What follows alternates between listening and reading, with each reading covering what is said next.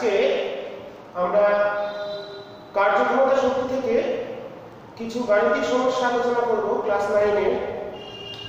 তো এর আগের দিন তোমাদের যে ভিডিও আমি পাঠিয়েছিলাম সেই ভিডিওতে পরপর দুটো ভিডিওতে কার্যক্ষমতা শক্তি পার্ট 1 পার্ট 2 তে থিওরি অংশগুলো আলোচনা করা হয়ে গেছে। তো সেখানেই যে সূত্রগুলো আছে আমরা পেয়েছি সেই সূত্রের উপর ভিত্তি করে কি কি রকমের গাণিতিক সমস্যা হতে পারে সেগুলোই আজকে তোমাদের সামনে আলোচনা করা হবে। তো আমরা চলে যাই আমাদের গাণিতিক সমস্যায়, শুরু করা যাক। প্রথম যে গাণিতিক সমস্যাটা করব কোশ্চেন নাম্বার 1। প্রথম গাণিতিক সমস্যা বলছে 40 কেজি ভরের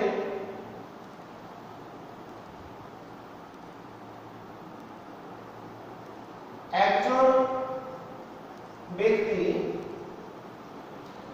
40 কেজি ভরের একজন ব্যক্তি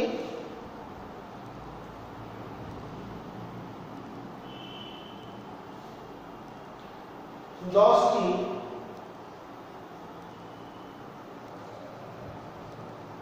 সিঁড়ি উঠল।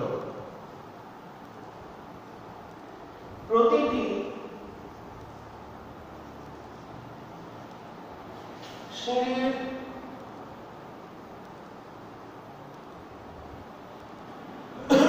উচ্চতা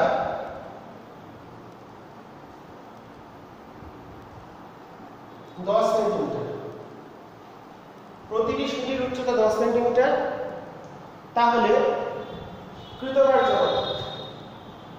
ওই ব্যক্তি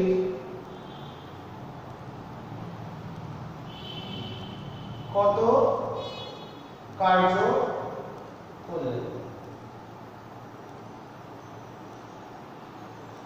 একজন ব্যক্তি 40 কেজি ভরের খুবই রোগা পাতলা ব্যক্তি 10টি সিঁড়ি উপরে উঠলো।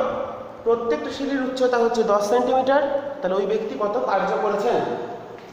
তো দেখো আমরা যদি ছবিটায় আঁকি,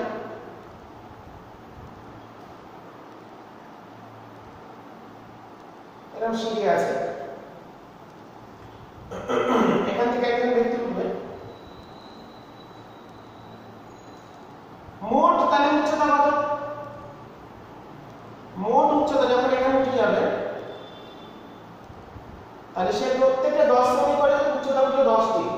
তাহলে টোটাল এইচ হচ্ছে 10 × 10 100 সেন্টিমিটার মানে 1 মিটার। এবার উচ্চতা পরিবর্তনের ক্ষেত্রে কৃতকার্যের দুটো সূত্র হয়। বল ইনটু সরণ আমরা জানি, সেটা দিয়ে আমরা ভাবি। তাহলে এর উপর কত অধিকর্ষ বল কাজ করছে? m ভরের যদি ব্যক্তি হয় তাহলে এর উপর একটা দিকে mg কাজ করছে। তাহলে বল হলো mg আর সরণ হলো h, তাহলে mg h। তার মানগুলো বসে দিই 40 × 9.8 × 1 তো জুল। তাহলে 40 × 9.8 মানে 4 × 32 392। তাহলে ওই ব্যক্তি 392 জুল কার্য সম্পাদন করেছেন।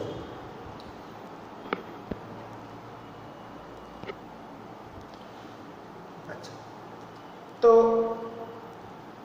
আমরা এখানে যে অঙ্কটা করলাম সেখানে mgh মানে স্থিতিশক্তি, কৃতকার্য মানে স্থিতিশক্তির পরিবর্তনও ভাবা যায়। তো আমরা এটাকে এভাবে ভাবলাম, ব্যক্তির ওপর অভিকর্ষ বল কাজ করছে mg, তো বলের বিরুদ্ধে কার্য, তাহলে তার এতখানি শক্তি ক্ষয় হবে। বলের বিরুদ্ধে কার্য হলে শক্তি অপচয় হয় এবং সেটা তার মধ্যে স্থিতিশক্তি রূপে সঞ্চিত হয়। তো এরপর চলে আসি পরবর্তী অঙ্কে।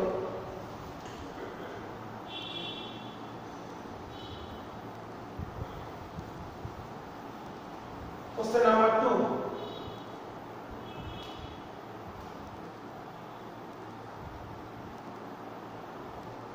একটা ছবি দেওয়া আছে, এখানে একটা মই লাগানো আছে। 60 কেজি ভরের একজন ব্যক্তি 5 মিটার লম্বা মইয়ের উপর উঠলো। এখানে একটা মই আছে।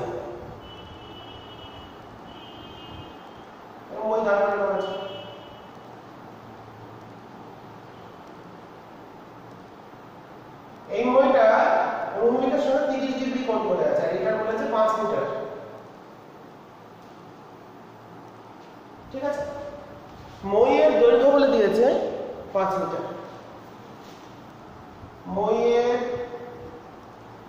দৈর্ঘ্য মানে এটা 5 মিটার, আর অনুভূমিকের সাথে কোণ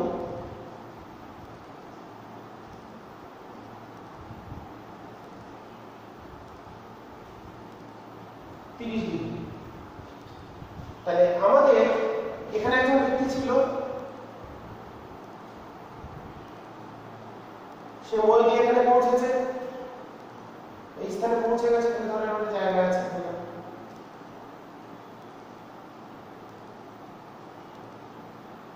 তাহলে তার উল্লম্ব সরণ উচ্চতা কত করে উঠলে এতটা উচ্চতায় উঠেছে, আমাদের সবসময় উচ্চতাটা বার করে নিতে হবে।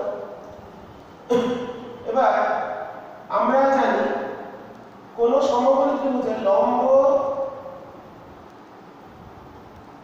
বা অতিভুজ সমান হচ্ছে sin θ। লম্ব কত h ছবিতে, অতিভুজ হচ্ছে 5 সমান sin 30। sin 30 ডিগ্রির মান হচ্ছে, তাহলে 5 * sin 30 হচ্ছে হাফ, তাহলে হচ্ছে 2.5 মিটার। তাহলে সে কতখানি উচ্চতা উঠেছে? 2.5 মিটার উচ্চতা উঠেছে। তাহলে কৃতকার্য কত? তাহলে এই ক্ষেত্রে আমাদের কি বার করতে হবে? লোকটা ব্যক্তি এ থেকে 60 কেজি ভরের ব্যক্তি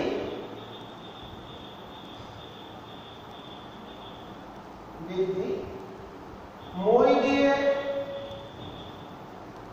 উঠতে ডাব্লিউ কত? আগের অঙ্কটার মতনই, শুধু এখানে দেওয়া ছিল, কি দেওয়া ছিল? আগে আমরা বলেছিলাম এইটা পেয়ে গেছিলাম একবার, কিন্তু এখন এইটা দেওয়া আছে। তাহলে আমরা এটাকে কাজে লাগিয়ে এটা বার করে নিলাম, হলো 2.5 মিটার। সুতরাং কৃতকার্য ডাব্লিউ সমান হবে, বল হলো mg, এর উপর mg বল কাজ করছে, ইনটু h, তাহলে mg হলো 60 ইনটু 9.8 ইনটু 2.5, তাহলে কত জুল। আমরা এসআই এ করছি বলে কৃতকার্য এসআই একক জুল, তাহলে সেটা আমরা পেয়ে যাচ্ছি। এটা ক্যালকুলেট করলে কত আসছে? এটা আসছে হচ্ছে আমাদের 150 × 9.8। আমরা ক্যালকুলেশনটা করে নেব, কত আছে? 1500 থেকে কম 30, 1470 নাকি? তাই আশা করছি, দেখে নিয়ে একবার ক্যালকুলেট করে। 1470 আসছে মনে হচ্ছে নাকি? 150 × 9.8, হ্যাঁ 1470 আমাদের উত্তর হলো 1470। ওকে, তাহলে আমরা কৃতকার্য পেয়ে গেলাম। এখানে কৃতকার্যের পরিমাণ হলো 1470 জুল। এরপরে চলে যাই আমাদের, তাহলে অঙ্কটা আগেরটার ক্ষেত্রে এটা দেওয়া ছিল আর এখানে দেওয়া ছিল এটা। তাহলে এটাকে কাজে লাগিয়ে আমরা ত্রিকোণমিতির সূত্র কাজে লাগিয়েছি। sin 30 ডিগ্রির মান 1/2, মানগুলো মনে রাখবে, ঠিক আছে? এখানে কাজে লাগিয়ে আমরা এখান থেকে উচ্চতা বার করলাম, দিয়ে ভারসাম্য বসে দিলে উল্টে হয়েছে। নেক্সট প্রবলেম আমরা যাব।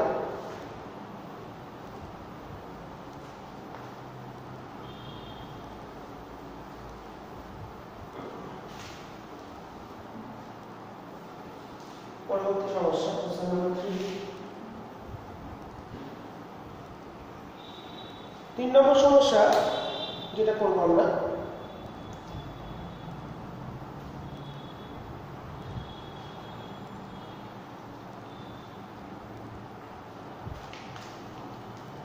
চল্লিশ কেজি ভরের এক বালক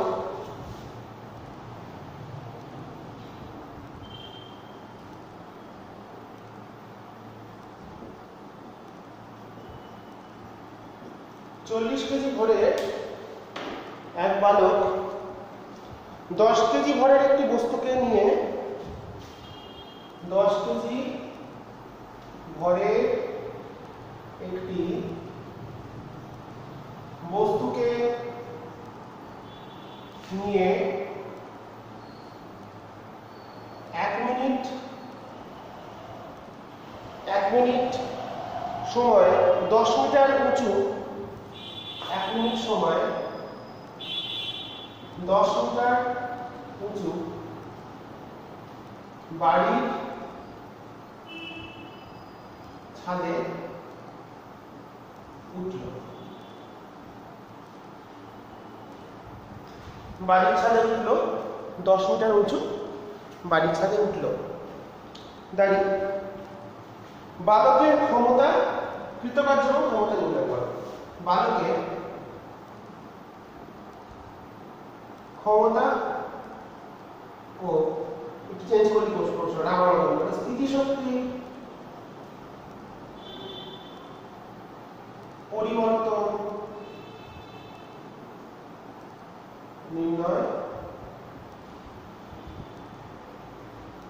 করো। তো 40 কেজি ভরের একজন বালক 10 কেজি একটা বস্তু নিয়ে, মাথায় কোনো একটা বস্তু নিয়ে বা হাতে একটা বস্তু নিয়ে 10 মিটার উঁচু একটা বাড়ির ছাদে উঠলে 1 মিনিটে, তাহলে তার ক্ষমতা কত আর স্থিতিশক্তি পরিবর্তন করা। আচ্ছা, প্রথম চলে আসে, তো এটা ধরো 10 মিটার। তো প্রথমে এখানে ছিল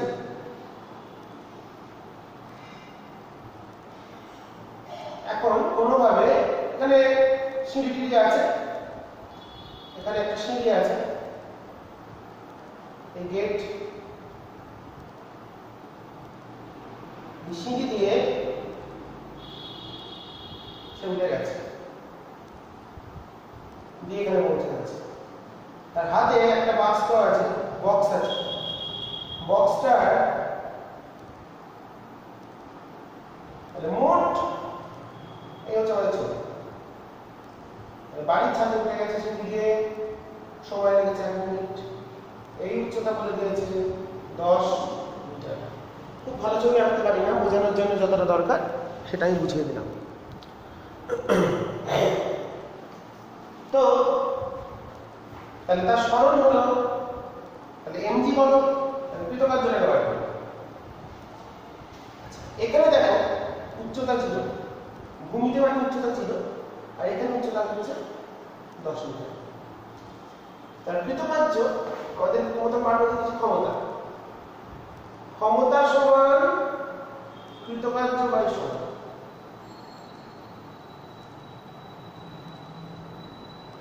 কৃতকার্য মানে বল ইনটু সরণ, তাহলে এর উপর কতবার কাজ করছে এমজি ইনটু এইচ, এটা এইচ বলে দিয়েছে, বাই টাইম টি। তাহলে এম কত বলেছে 40 কেজি, 40, জি বলেছে 9.8, উচ্চতা হলো 10, সময় 1 মিনিট, মিনিটকে সময় সেকেন্ডে কনভার্ট করে 60। ঠিক আছে, তাহলে 40। আচ্ছা, একটা কথা বলি, তার হাতে 10 কেজির একটা বস্তু আছে, তাহলে এটা হয়ে যাবে 40 যোগ 10 50। আমি খেয়াল করিনি, ভুলে গেছিলাম। তাহলে এই হচ্ছে আমাদের টোটাল। তাহলে এটা হচ্ছে আমাদের 490 বাই 6 দিয়ে কাটলে এত ওয়াট, উত্তর হলো ওয়াট। ক্ষমতার ক্রম হচ্ছে সাইড অফ ওয়াট। তাহলে 6 দিয়ে কাটলে 6 8 48, 48 এক থাকলো, 6 কে 6, 4.66636 দশমিক একটা 4 ওয়াট। তোমরা ক্যালকুলেশন করবে, আমি রাফলি একটা ক্যালকুলেট করে দিলাম কত আসছে। এটা চলেই যাবে, 6 আবার 6 আসছে, তাহলে চলে যেতে হবে 6 6 6, তাহলে এটা হলো ক্ষমতা। তাহলে ক্ষমতা আমরা পেয়ে গেলাম, কত ক্ষমতা হিসাব করে 41.66 চলছে।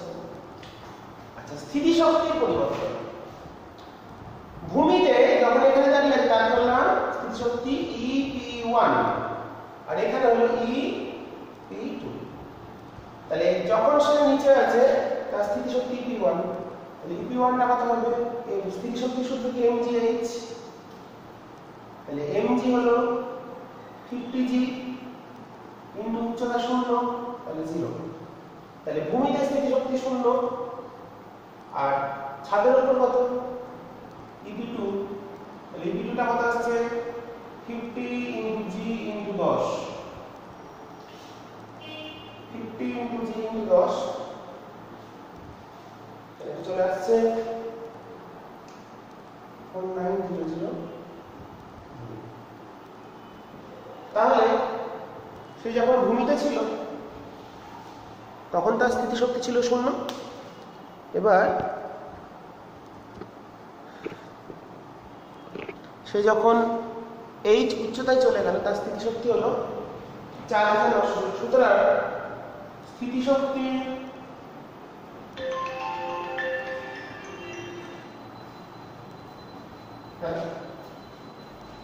হ্যালো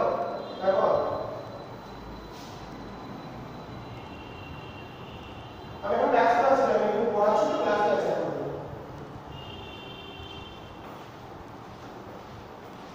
তাহলে স্থিতিশক্তির পরিবর্তন সমান 4900 জুল। তাহলে স্থিতিশক্তির কত পরিবর্তন হলো সেটা আমরা হিসাব করে পেলাম।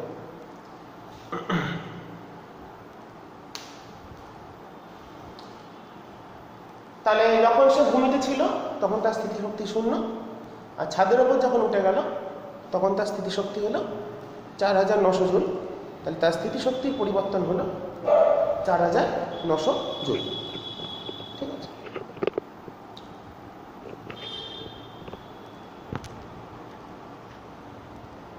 জুম করি, তোমার দেখতে সুবিধা হবে।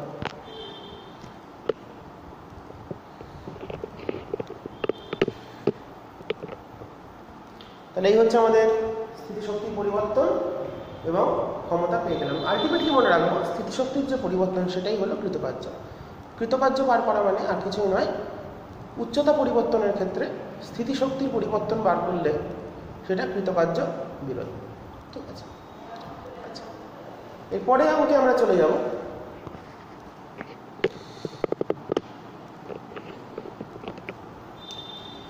Next problem.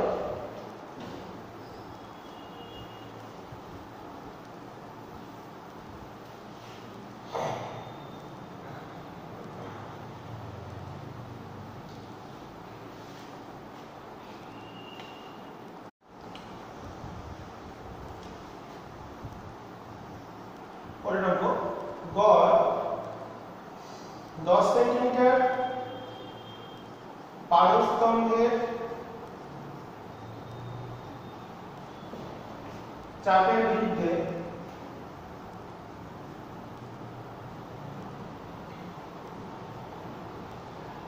মানব হৃৎপিণ্ড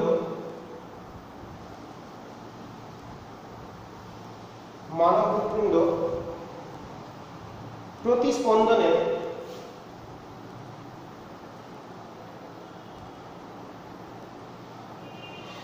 60 ঘনসেমি রক্ত পাম্প করে।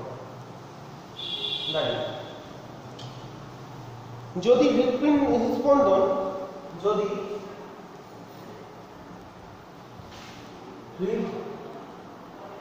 হৃৎস্পন্দন প্রতি মিনিটে 72 বার হয়, তবে হৃৎপিণ্ডের ক্ষমতা কত? তবে হৃৎপিণ্ডের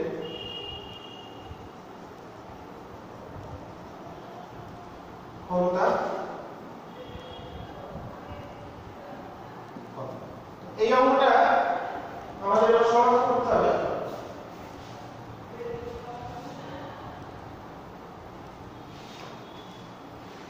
তো দেখো, আমরা যখন পড়িয়েছিলাম ক্ষমতা মানে কৃতকার্য বাই সময়। তো এই অঙ্কটা সমাধান করতে হলে কি করে করব?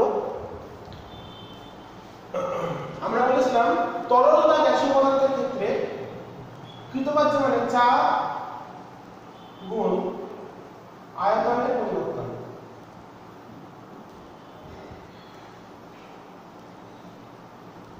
বাই সমান চাপ গুণ আয়তনের পরিবর্তন বাই সময়। এটা তোমরা ওয়ার্ক এনার্জি পাওয়ারের পার্ট 1 এ পেয়ে যাবে। কৃতকার্য এই সূত্র, বল ইন্টু সরণকে আমরা চাপ ইন্টু আয়তনের পরিবর্তন পার্ট 1 যে ভিডিও করেছিলাম সেই ভিডিওতে দেখিয়ে দেওয়া ছিল, অবশ্যই দেখে নেবে। তো মানগুলো বসাই। 10 সেমি পাল্ট চাপ মানে 10 ইন্টু 13.6 ইন্টু 980। চারের সূত্র হচ্ছে H রো জি। 10 সেমি পাল্টের ঘনত্ব 13.6 ইন্টু 980। আয়তনের পরিবর্তন কত? প্রতি স্পন্দনের 60 সিসি, তার 72 বার, মানে 72 গুণ 60 বাই প্রতি স্পন্দনে একবার স্পন্দন হলে 60 সেমি কিউব আয়তন, তাহলে 72 বারে তার কত হবে? আয়তন হলো 72 গুণ 60 আর সময় বলেছে প্রতি মিনিট, তাহলে 60। তাহলে এটাকে আমরা হিসাব করে ফেললে আমাদের এটা মান চলে আসবে। মানে আমাদের 60 তো কেটে গেল, তাহলে 10 গুণ 13.6 গুণ 980 গুণ 72 ডিভাইডেড বাই আমরা ওয়াটে নিয়ে যাচ্ছি 10 টু দি পাওয়ার, এটা আসছে হচ্ছে 9596160 এত আর পার সেকেন্ড। 8 থেকে চলে গেলে 1 10 টু দি 7 1 2 3 4 5 6 7 মানে 0.959 জুল পার সেকেন্ড মানে 0.96 ওয়াট। আমরা ক্ষমতা পেয়ে গেলাম 0.96 ওয়াট। ওকে, পরের সমস্যায় আমরা চলে যাই।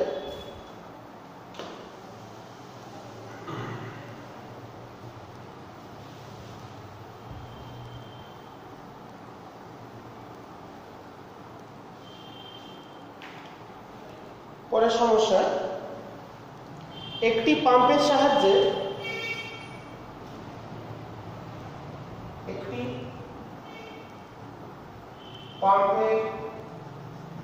সাহায্যে 50 মিটার উঁচুতে জল তোলা হচ্ছে।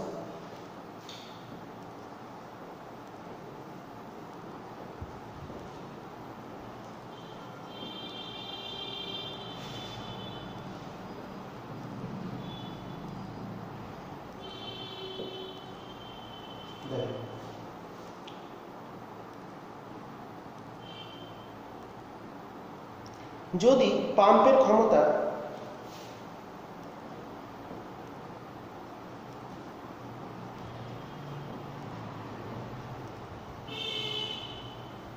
5 HP হর্স পাওয়ার 5 HP হয়, তবে প্রতি মিনিটে কত জল তোলা হচ্ছে? তবে প্রতি মিনিটে কত জল তোলা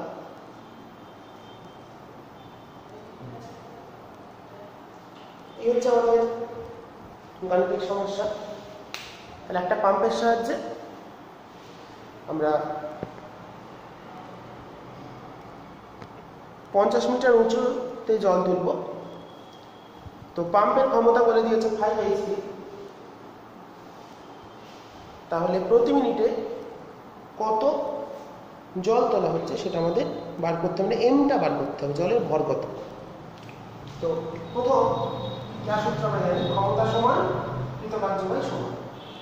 আচ্ছা, উচ্চতার ক্ষেত্রে কার্য মান হচ্ছে mgh, এটা আমি বারবার বলবো না, উচ্চতা তুলছি তাহলে mgh বাই 2। তো এক জি এর মানটা এখানে বলে দিচ্ছি 10 বসাতে বলেছি জি এর মান 10 মিটার পার সেকেন্ড স্কয়ার। তো 1 এইচপি মানে আমরা জানি 1 HP সমান 746 ওয়াট। 1 এইচপি মানে 746 ওয়াট, এটা আমরা জানি। তাহলে মানগুলো বসিয়ে দাও। তাহলে পি এর জায়গায় বসলো 5 এইচপি, তাহলে 5 × 746। এম জানি না, বার করে নিচ্ছি, বলে 10, এইচ বলেছে 50, আর টাইম কত প্রতি মিনিটে মানে 60। এখান থেকে এমটা তোমরা তো হাতে কলমে করবে, আমি ক্যালকুলেটরে একবারে লিখে দিই। 5 × 746 × 60 divided by 500, 447.6, 447.6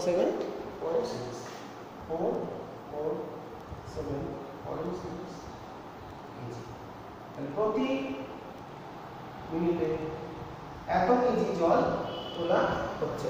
তাহলে প্রতি মিনিটে যে জলটা তোলা হলো সেটা হলো 447.6 কিলোগ্রাম জল আমরা তুলতে পারছি।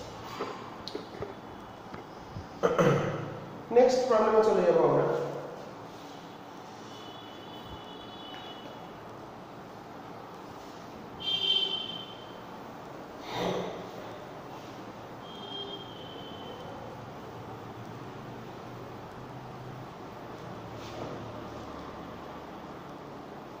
Question number 6.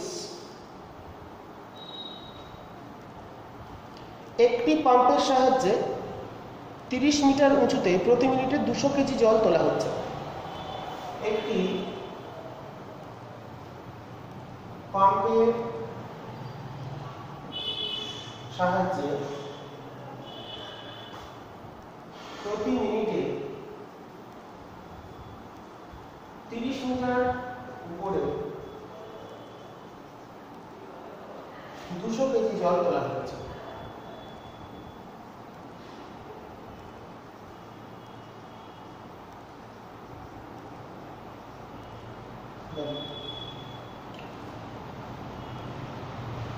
যদি পাম্পের কর্মদক্ষতা 75% হয় তাহলে পাম্পের ক্ষমতা কত?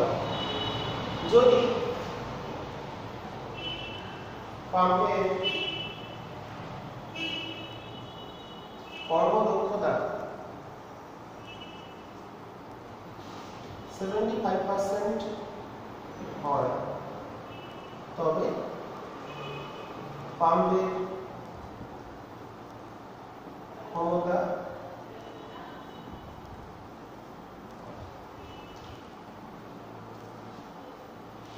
যদি পাম্পের ক্ষমতা কর্মদক্ষতা 75% হয় তাহলে পাম্পের ক্ষমতা কত?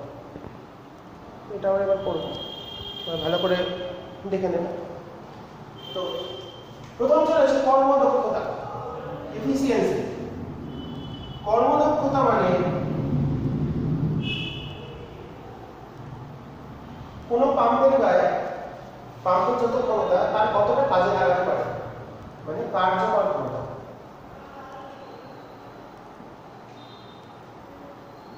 মানে যদি পাম্পের ক্ষমতা P হয় তাহলে কার্যকর ক্ষমতা হবে P × 75/100। এটা কাজে লাগে, মানে 25% পাম্প কাজে লাগাতে পারে না। 75 ভাগ ক্ষমতাকে দেখা গেল একটা পাম্পের গায়ে লেখা আছে 1000 ওয়াট, তার মানে তার 750 ওয়াট কাজে লাগবে, বাকি 250 ওয়াট কাজে লাগবে না। মানে সে 750 ওয়াটকে কাজে লাগিয়ে জল তোলা হোক বা অন্যান্য কাজ করতে পারবে। তাহলে কর্মদক্ষতার 75% মানে পাম্পের যে ক্ষমতা তার 75 ভাগ হলো কার্যকর ক্ষমতা। তো কার্যকর ক্ষমতা হলে আমরা কৃতকার্য বায়ু সমান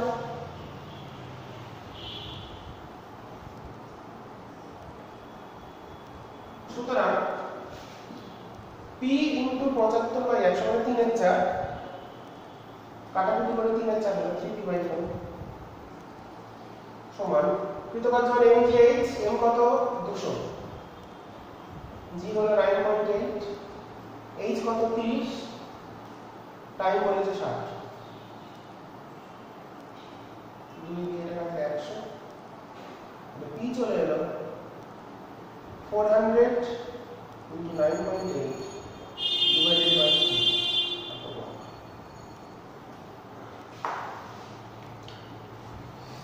400 into 9.8 divided by 3, 1306.67 1306.666 চলছে। ওটাকে আমরা 6.7 করে দিলাম, রাউন্ড অফ বা আসন্ন মান দিলাম। তাহলে পাম্পের ক্ষমতা হয়ে গেল, তার মানে পাম্পের ক্ষমতা এটা। তাহলে পাম্প কতখানি কাজে লাগাচ্ছে? এই ক্ষমতার 75 ভাগ কাজে লাগিয়ে জলটা নিচ্ছে। এই যে ক্ষমতাটা বেরোলো তার 75% কাজে লাগাতে পারে, বাকিটা কিন্তু কাজে লাগাতে পাম্প পারে না। ঠিক আছে, অন্যান্য কাজে নষ্ট হয়। প্রত্যেকটা ইঞ্জিনিয়ারিং বা কোনো পাম্পের ক্ষমতা যেটা সেটা কখনোই পুরোপুরি কাজে লাগে না, 100% এফিসিয়েন্সি কাজ হতে পারে না। আদর্শ বলে কিছু হয় না, কিছুটা প্রাকৃতিক কারণে আমাদের পুরোপুরি কাজে লাগানো যায় না। পরেরটাই চলে যাই। নেক্সট প্রবলেম নম্বর 7।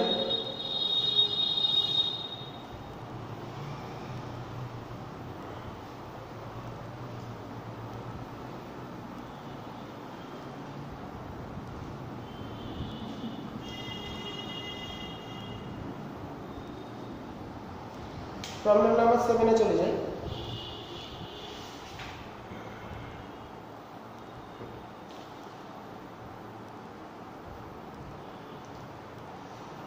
m ভর বিশিষ্ট একটি বস্তু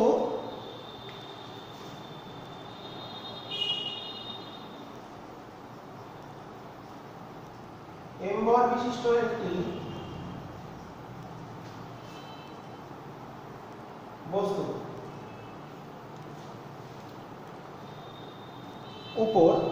বস্তুর উপর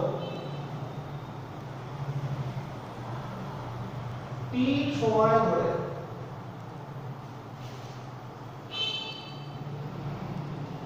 এক বল প্রয়োগ করা হলো। এক বলে একটি বস্তুর উপর t সময় ধরে এক বল প্রয়োগ করা হলো। একটু অপেক্ষা করো।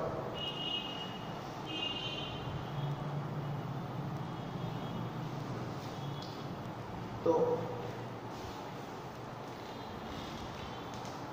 যদি বস্তুটির বেগ v হয় তাহলে ওই সময় বস্তুটির গতিশক্তি হবে f²t²/2m। যদি বস্তুটির বেগ v হয় তবে প্রমাণ করো ওই সময় বস্তুটির গতিশক্তি হবে f²t²/2। আমাদের প্রমাণ করতে হবে। তাহলে m ভরের একটি বস্তুর উপর t সময় ধরে এক মানের একটা বল ক্রিয়া করছে।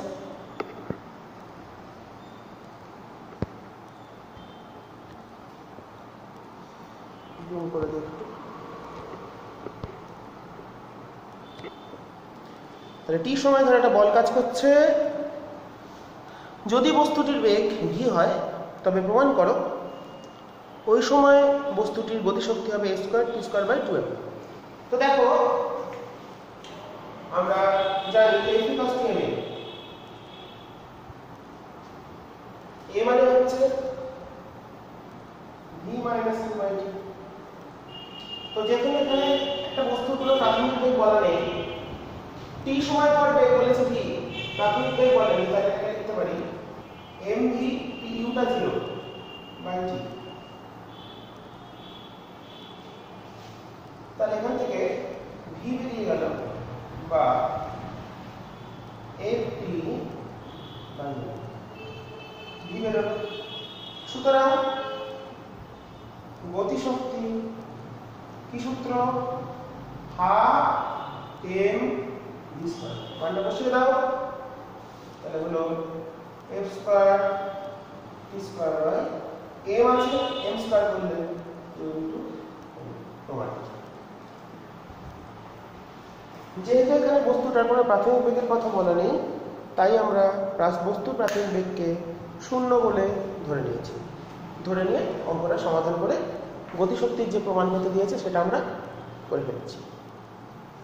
প্রমাণিত লিখে দেবে। নেক্সট আমরা প্রবলেমে চলে যাব। তোমরা ঠিক করে দেখে নাও।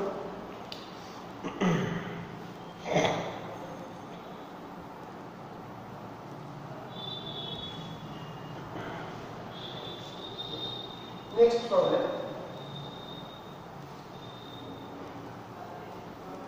Question number 8. 10 কেজি ভরের একটি বস্তুকে 10 কেজি ভরের একটি বস্তুকে 10 মিটার উঁচু একটি মিনারের চূড়া থেকে 10 মিটার উঁচু একটি মিনারের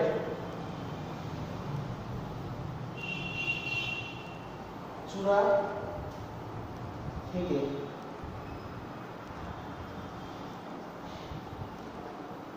থেকে 2 মিটার পার সেকেন্ড বেগে 2 মিটার পার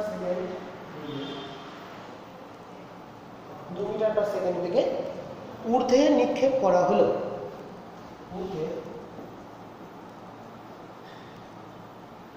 মানে উপরের দিকে নিক্ষেপ করা হলো, ছোড়া হলো।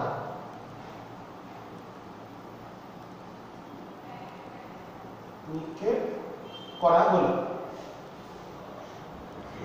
ভূমিতে আঘাত করার পূর্বের মুহূর্তে তার গতিশক্তি কত হবে? ভূমিতে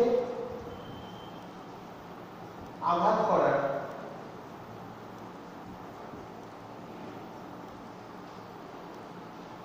পূর্বের মুহূর্তে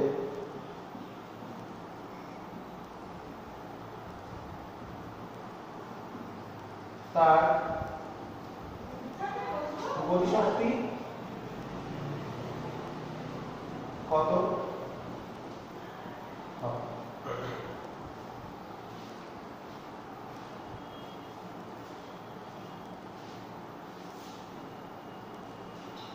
তো এই হচ্ছে আমাদের গাণিতিক সমস্যা। তাহলে 10 কেজি ভরের একটি বস্তুকে 10 মিটার উঁচু একটি মিনারের শীর্ষ থেকে চূড়া থেকে 2 মিটার পার সেকেন্ড বেগে উপরে ছোড়া হলো। ভূমিতে আঘাত করার সময় ঠিক সেই মুহূর্তে তার গতিশক্তি কত হবে দেখি।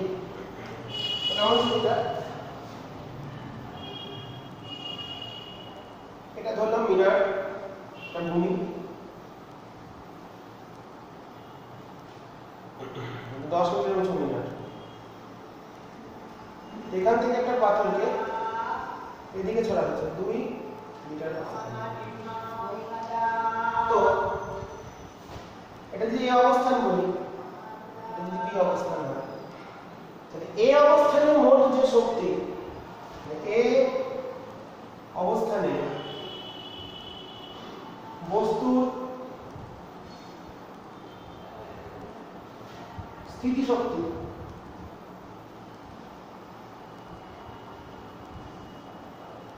ইপি সমান স্থিতিশক্তি কত? mgh, m into g into h, তাহলে 100 980 জুল। তো গতিশক্তি কত? তাহলে বেগ আছে কে হাফ m v স্কয়ার। গতিশক্তি কত? এখানে বেগ বলেছে 2, তাহলে তার গতিশক্তি হলো হাফ m হলো 10, v স্কয়ার মানে 2, 2 হলো 4, 20।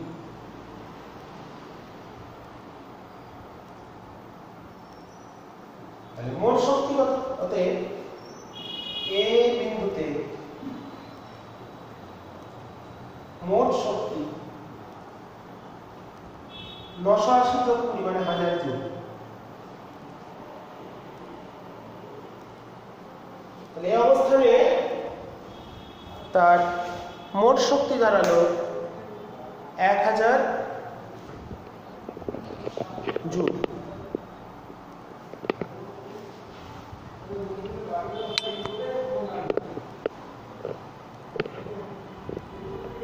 তাহলে শক্তি সংরক্ষণ অনুসারে এই পাথরটা যখন এখানে পড়বে তার প্রত্যেকটা অবস্থানে কিন্তু মোট শক্তি এটাই হবে। শক্তি সংরক্ষণ অনুসারে তার গতিপথের প্রতিটি বিন্দুতে মোট শক্তি হবে 1000 জুল, যেহেতু এতে 1000, তাহলে এখানেও 1000, এখানেও 1000, এখানে 1000, যেখানে উঠবে সেখানেও 1000, প্রত্যেকটা জায়গায় তার মোট শক্তির পরিমাণ হবে 1000 জুল। শক্তি সংরক্ষণ অনুসারে গতিপথের প্রতিটি বিন্দুতে মোট শক্তির পরিমাণ হবে 1000 জুল, যেহেতু আমাদের এ বিন্দুতে মোট শক্তি বেরিয়েছে 1000। তাহলে বিতেও 1000। তো বিতে H শূন্য, কারণ এটা ভূমি, তাহলে এখানে স্থিতিশক্তি শূন্য হবে। ভূমিতে তার স্থিতিশক্তি শূন্য, কারণ mgh। বি বিন্দুতে যখন বস্তুটা চলে আসছে তার ভূমি থেকে উচ্চতা শূন্য, তাই তার স্থিতিশক্তি শূন্য। তার মানে তার যে মোট শক্তি হবে সেটা শুধুমাত্র গতিশক্তি, কারণ স্থিতিশক্তি শূন্য হয়ে গেছে। তাহলে সুতরাং বি বিন্দুতে গতিশক্তি সমান হবে 1000 জুল। তাহলে ভূমি স্পর্শ করার সময় তার গতিশক্তি আমাদের হিসেব করে চলে এলো 1000 জুল। যুক্তি দেওয়া হলো তার গতিপথের প্রত্যেকটা বিন্দুতে মোট শক্তি হবে 1000। এবার ভূমিতে যখন সে চলে এসছে তার স্থিতিশক্তি হচ্ছে শূন্য, সুতরাং বাকি পড়ে থাকলো গতিশক্তি। এবার মোট শক্তি মানে গতিশক্তি যোগ স্থিতিশক্তি, তো স্থিতিশক্তি শূন্য হওয়ায় গতিশক্তিটা হবে 1000 জুল, মানে 1000 + 0 = 1000, সেই হিসাবে। ঠিক আছে, তাহলে একটা অঙ্ক আমরা করে ফেললাম, খুব গুরুত্বপূর্ণ অঙ্ক, ভালো করে দেখবে। এরপরে চলে যাব আমরা পরের অঙ্কে। একটি বস্তুর গতিশক্তি কত পরিবর্তন হবে যদি তার ভরবেগ 30% বৃদ্ধি পায়?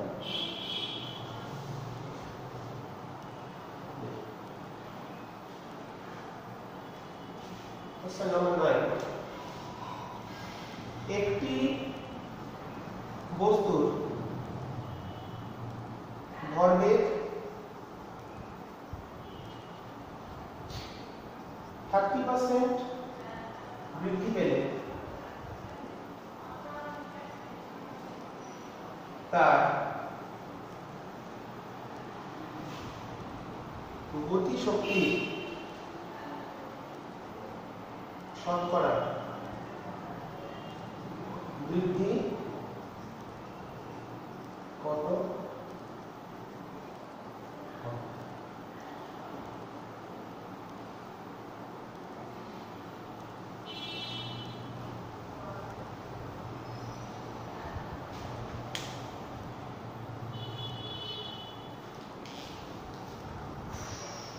তাহলে একটি বস্তুর ভরবেগ যদি 30% বৃদ্ধি পায় তাহলে তার গতিশক্তি কতটা বাড়বে সেটা আমাদের নির্ণয় করতে হবে।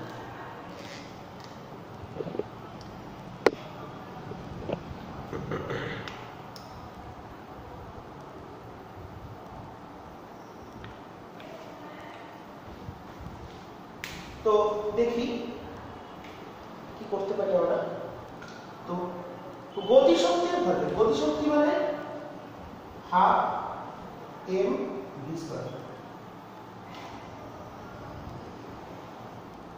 গতিশক্তি কাইনেটিক এনার্জি E কে গতিশক্তি হচ্ছে 12 mv², আর ভরবেগের সূত্র হচ্ছে P = mv। তো ভরবেগ আর গতিশক্তির এই দুটো সূত্র আমরা জানি। তো আমি আগের ভিডিওতে তোমাদের কার্যক্ষমতা শক্তি পার্ট 2, দ্বিতীয় যে ভিডিও কার্যক্ষমতা শক্তি পার্ট 2-তে এই সূত্র দিয়ে সম্পর্ক দেখানো ছিল, আবার আমি দেখিয়ে দিচ্ছি। তো আমরা যদি এখানে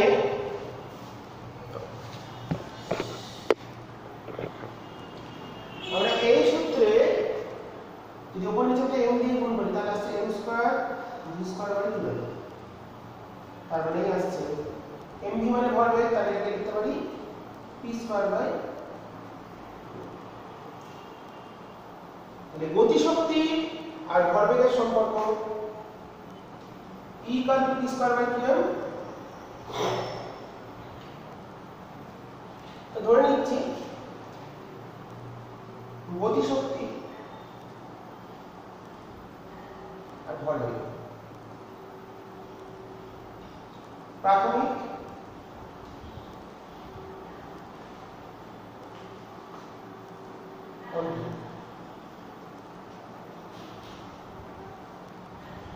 প্রাথমিক গতিশক্তি ধরলাম E1, অন্তিম হলো E2।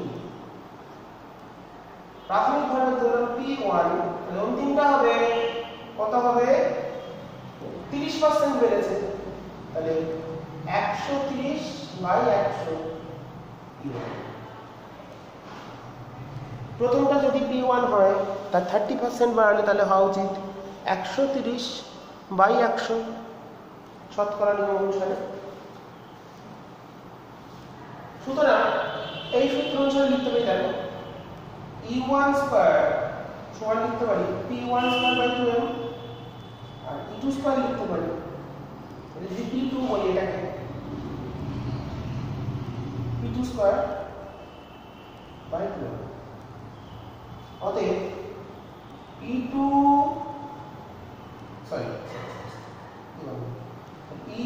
বাই E1 সমান আসছে P2 বাই P1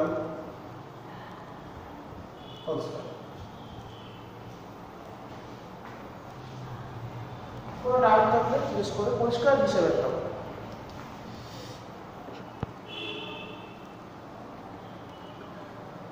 জুম করে দেখতো। তাহলে এবার এখানে P2 বাই P1 এর জায়গায় যদি মানটা বসিয়ে দিই, তিনটা দেখতে তোমরা পাবে না, একটু মনে করে নাও। তাহলে P2 বাই P1 বসলে দেখো এটা তো কেটে গিয়ে আসছে 13 10, মানে 13 বাই 10 এর হোল স্কয়ার, মানে 169 বাই 100।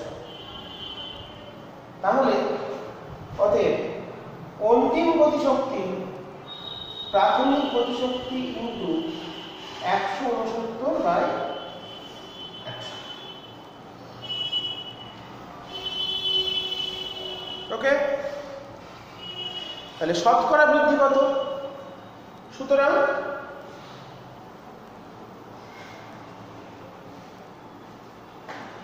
গতিশক্তির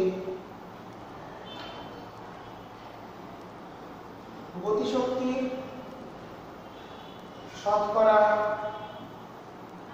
বৃদ্ধি কতটা বেড়েছে? আগে ছিল E1, সেখানে E2 হয়েছে, তাহলে E2 বাই মাইনাস E1 একে কত, মানে বাই E1 100 এ কত, তাহলে E2 থেকে E1 কে বিয়োগ করলে আসছে E2 এর মান এটা, E1 টা E1, তাহলে এটা আসছে বিচ্ছেদ করলে E2 by E1 minus 1 into 100। E2 by E1 করলে আসছে আমাদের E2 বাই E1 করলে আসছে 169 বাই 100 মাইনাস 1 গুণ 100।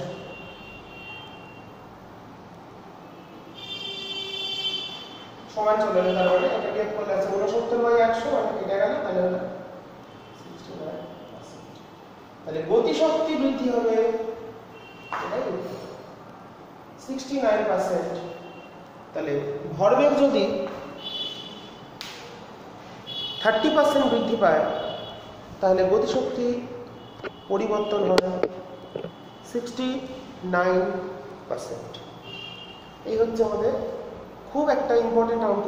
এরকম ধরনের প্রবলেম দেয় আমাদের পরীক্ষায়।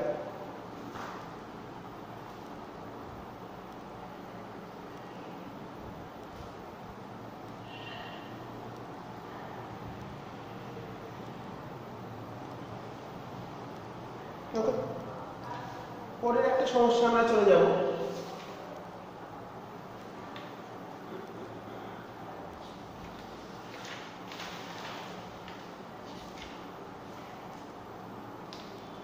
দেখা যাক কি সমস্যা করা যায়।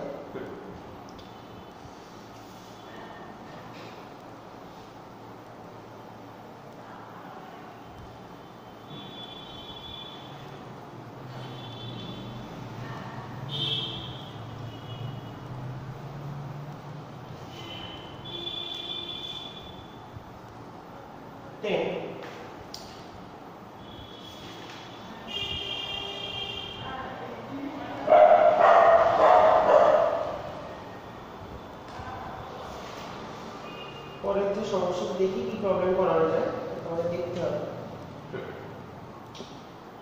একটা লেখচিত্র দেওয়া আছে, এদিকে সময় সেকেন্ডে, এদিকে বল নিউটন।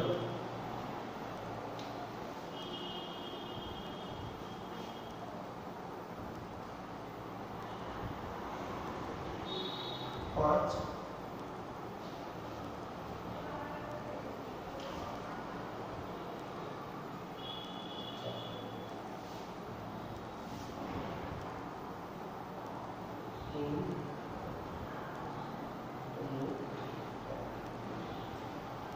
এই হচ্ছে আমাদের লেখচিত্র দেওয়া আছে।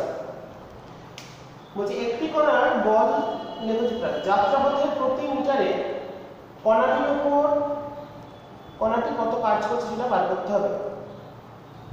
যাত্রাপথের প্রথম মিটারে একটা কণা বল সময়ের লেখচিত্র দেওয়া আছে। যাত্রাপথের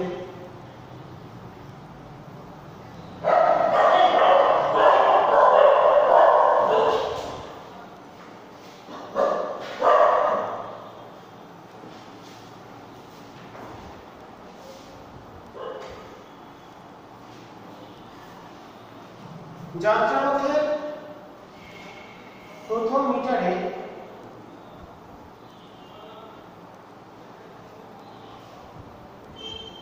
সরি এগুলো সেকেন্ড না, টাইম এগুলো এক্স দেওয়া আছে, ডিসপ্লেসমেন্ট মিটার।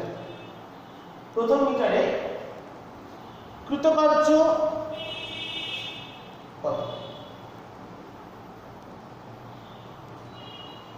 তো বল সরণ, এদিকে বল এদিকে সরণ, বল সরণ লেখচিত্র দিয়ে দিয়েছে। তো যাত্রাপথের প্রথম মিটারে কত কৃতকার্য করেছে সেটা আমাদের নির্ণয় করতে হবে। তো এটা কি করে করবো? বল সরণের লেখচিত্রের ক্ষেত্রফলটা বার করতে হবে। তাহলে এক সেক 1 মিটার মানে এটা, তাহলে এই মানে ক্ষেত্রফল বার করতে হবে।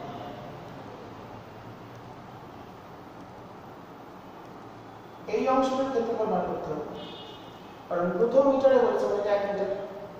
তাহলে এই যে ক্ষেত্রফল হবে এটাই হবে তাহলে কত হবে? ত্রিভুজ এটা হাফ ইন্টু ভূমি 2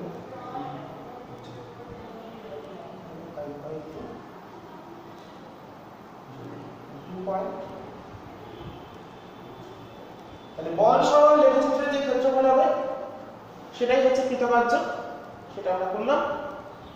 এইভাবে এই প্রবলেমগুলো ক্ষেত্রফল দিয়ে যদি দেয় তাহলে সেখান থেকে আমরা কৃতকার্য নির্ণয় করতে পারব। তো এই অঙ্কটা দেখলাম। পরবর্তী অঙ্কে আমরা চলে যাই।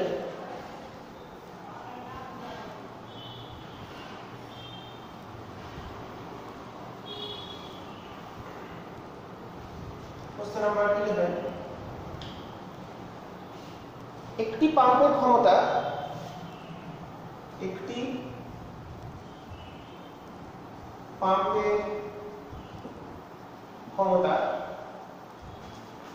1 কিলোওয়াট ভ্যালু। ওই পাম্পের সাহায্যে 10 মিটার উপরে, এই পাম্পের সাহায্যে 10 মিটার উপরে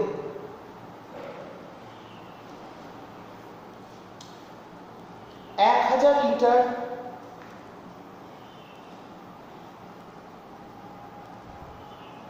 1000 লিটার ট্যাঙ্ক ভর্তি করতে কত সময় লাগবে?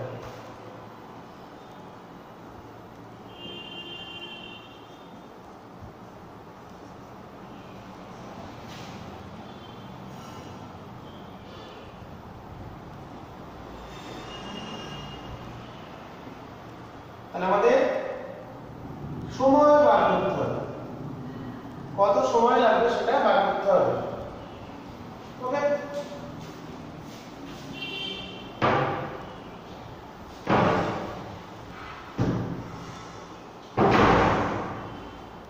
তো কৃতকার্য P সমান W/T, উচ্চতা মানে mgh, কৃতকার্য সব সময় বাই T। T কত? mgh by T। এবার মানগুলো বসালাম।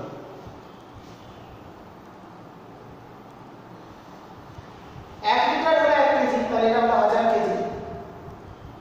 1 লিটার ইকুইভ্যালেন্ট হচ্ছে 1 কেজি। 1 লিটার জলের ভর হচ্ছে 1 কেজি। জি হলো 9.8, উচ্চতা বলেছে কত উচ্চতা? 10 মিটার। টাইমটা পাওয়ার বলে দিয়েছে 1 কিলোওয়াট মানে 1000। পিটা হচ্ছে 1 কিলো, কিলো মানে কিলোটাকে সরিয়ে দিলে 1000 ওয়াট হয়। তো মানটা বসিয়ে দেওয়া হলো। ক্যালকুলেট করে দেখি কত আসে। 1000 কেটে গেল 98 সেকেন্ড, মানে 1 মিনিট 38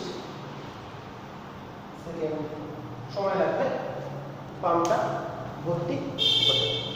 খুব তাড়াতাড়ি হয়ে যাচ্ছে, দেখতে পাচ্ছি। এটা হয়ে গেল। পরের সমস্যায় যাব।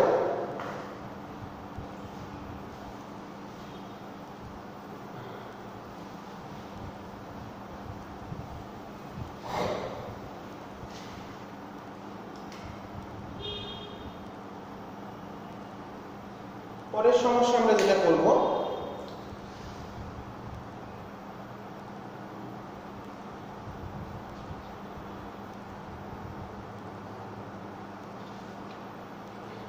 পাঁচ কেজি ভরের একটি বোমা বিস্ফোরণের ফলে 3টে টুকরো পরিণত হলো। ঠিক আছে, 5 কেজি ভরের একটি বোমা বিস্ফোরণের ফলে 3টে টুকরো পরিণত হলো। 5 কেজি ভরের কি কোশ্চেন? 5 কেজি ভরের একটি বোমা বিস্ফোরণের ফলে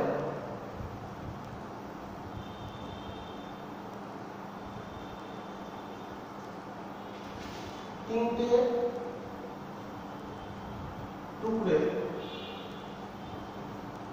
টুকরোতে পরিণত হল।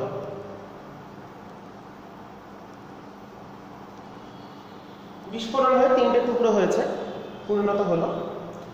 1 কেজি ভরের দুটি টুকরো 10 মিটার পার সেকেন্ড বেগে পরস্পরের সমকোণে গতিশীল হলে বিস্ফোরণে কত শক্তি নির্গত হলো? 1 কেজি ভরের দুটি টুকরো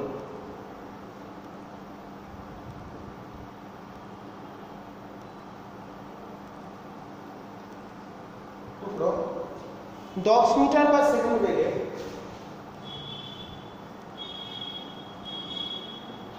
পরস্পরের সাথে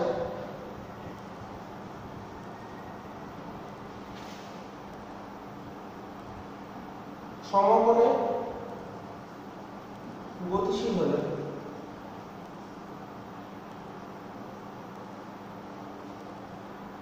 ওই বিস্ফোরণে কত শক্তি নির্গত হলো? ওই বিস্ফোরণে মানে মোট গতিশক্তি বার করতে হবে। ওই বিস্ফোরণে কত শক্তি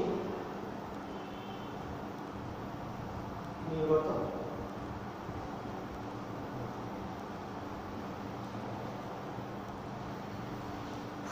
প্রচন্ড বড়। আচ্ছা, 5 কেজি ভরে যে বোমা, 5 কেজি ভরে একটা বোমা, এটা ভেঙে গিয়ে বিস্ফোরণ হয়ে দুটো টুকরো, একটা বললাম এদিকে গেছে 1 কেজি,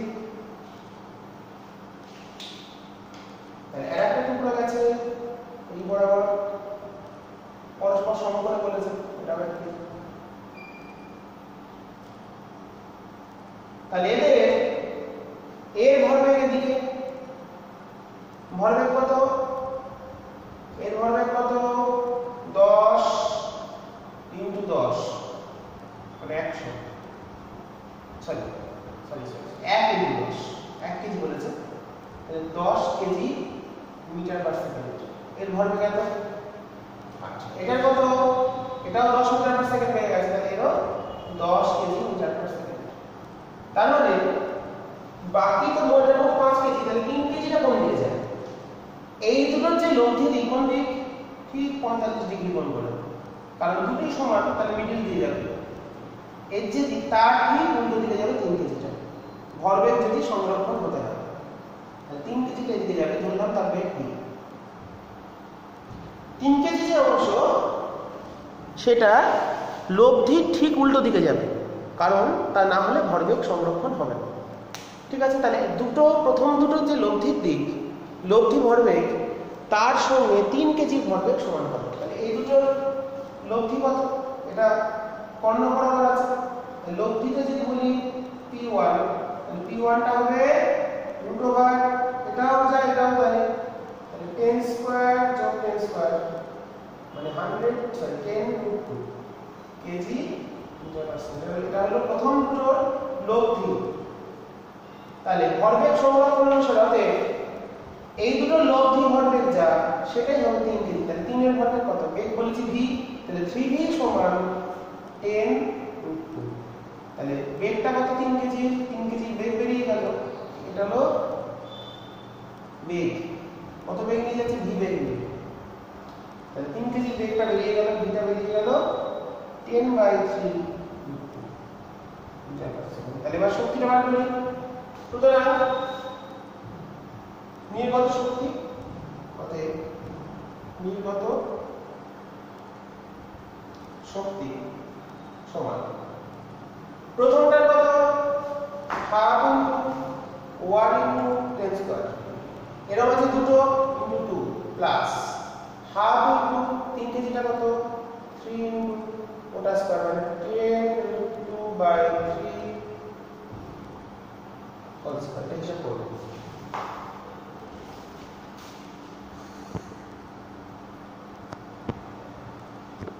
জুম করে দিলাম, একটু বড় করে ফেলে তোমাদের সুবিধা দেখতে।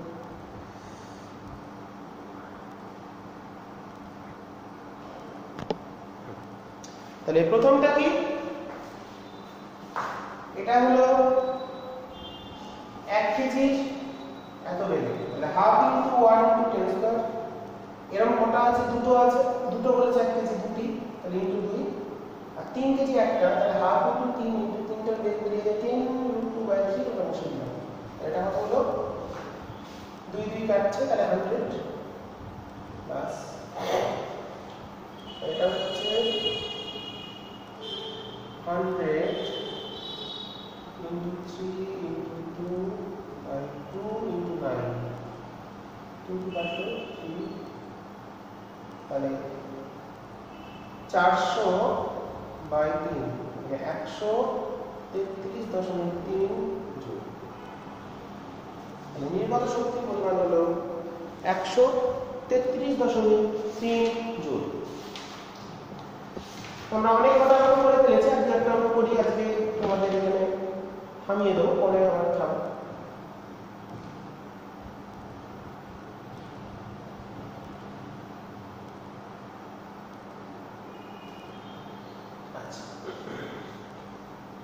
এটা ভালো অঙ্ক করে, ইন্টারেস্টিং অঙ্ক, এটা একটা ভালো অঙ্ক ছিল।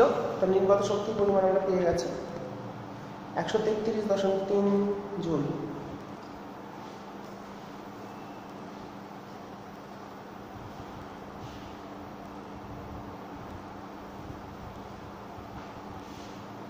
পরের অঙ্ক কোশ্চেন নাম্বার 13,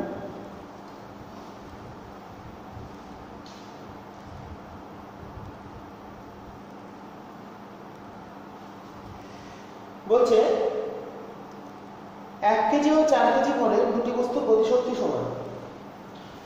1 কেজি ও 4 কেজি ভরের দুটি বস্তুর গতিশক্তি সমান রৈখিক ভরবেগের অনুপাত কত। এদের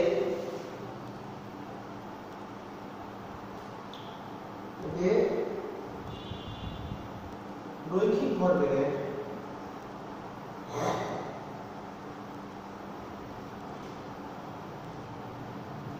অনুপাত কত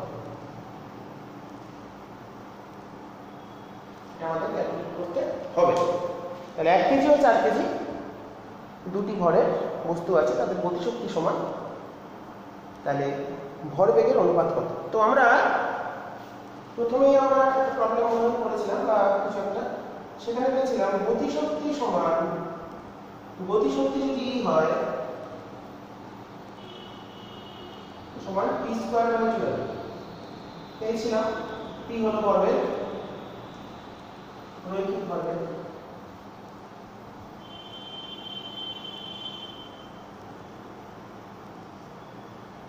তাহলে p সমান চলে আসছে √2mE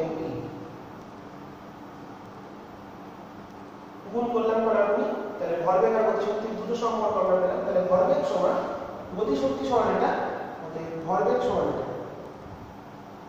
এটা থেকে এটা পেলাম কোনাকুনি গুণ করে। তো দেখো দুটোর গতিশক্তি সমান বলেছে, তো প্রথমটার গতিশক্তি ধরলাম p1, তাহলে p1 সমান তাহলে 2 ইনটু প্রথমটার ভর 1 কেজি গতিশক্তি e, আর দ্বিতীয়টার তাহলে কত হবে 2 ইনটু দ্বিতীয়টার ভর বলেছে 4 কেজি গতিশক্তি e। কেন দুটো নিই, যেহেতু ধরি উভয়ের গতিশক্তি সমান সমান হলে যেটা দুটোকে e ধরে নিলাম, অনুপাত বলেছে যাতে p1 বাই p2, এটা দুটো ভাগ বল করে দিলাম। আচ্ছা 2 2 কাটবে, e কেটে যাবে, তাহলে 1 বাই 4 1 বাই, অতএব p1 p2 ভরবেগের অনুপাত হলো 1, তাদের ভরবেগের অনুপাত বেরিয়ে গেল 1:2।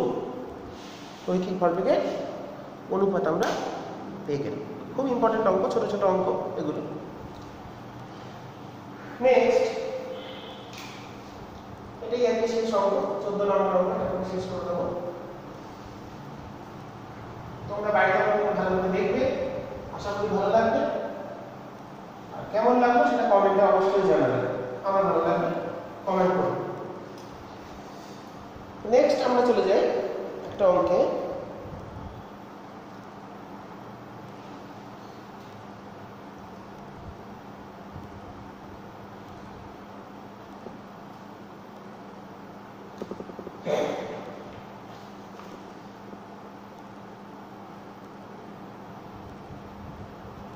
কি অঙ্ক দেবো দেখি।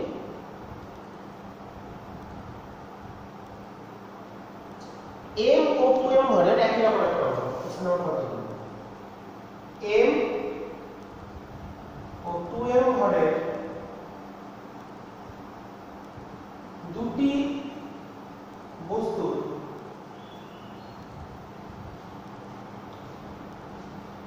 m ও 2m ভরের দুটি বস্তুর গতিশক্তির অনুপাত, গতিশক্তির অনুপাত 1:2। রৈখিক ভরবেগের অনুপাত কত। একই সূত্র, একই টাইপের অঙ্ক। রৈখিক ভরবেগের অনুপাত, ঠিক আছে। তো এই অঙ্কটা আজকে আমরা শেষ করব। তো একই সূত্র দিয়ে আমরা অঙ্কটা করে ফেলি। আমাদের কি কি দেওয়া আছে, তাহলে p সমান √2mE, একটু আগে পেয়েছি, ওটা আমি বারবার লিখলাম না, কেন হলো। তাহলে প্রথমটার ভরটা হবে p1 বাই p2, একবার লিখে দিলাম √, প্রথমটার কত হবে 2, প্রথমটার ভর কত বলেছে m। আচ্ছা গতিশক্তি ধরলাম প্রথমটার e, আর দ্বিতীয়টা তাহলে কত হবে রুট ওভার 2 ইনটু ভর কত 2m আর গতি শক্তি তাহলে হবে 1:2 তাহলে এটা হবে 2e। এবার আমরা কাটাকুটি করলে উত্তরটা এই যাবে m কেটে গেল e কেটে গেল একটা 2 কেটে গেল তাহলে এটা হলো 1 আর এখানে থাকলো আমাদের 2 দিয়ে 4 1/2 তাহলে উত্তরটা e1:2 1 আগেরটা কত এসেছিল 1:2 তে এসেছিল কি যেন ছিল আগের অঙ্কটায় ঠিকই আছে তাহলে এটা অনুপাত হচ্ছে 1:2। তাহলে আজকে ভিডিওতে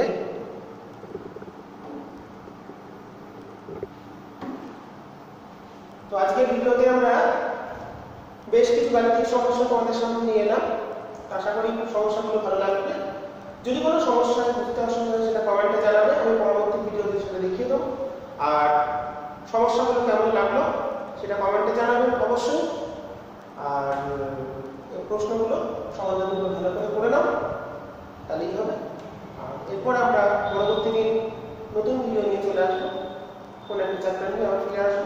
আজকে এই ভিডিওটি শেষ করলাম। তোমরা ভালো করে অঙ্কগুলো অবশ্যই সবাই করবে, ঠিক আছে?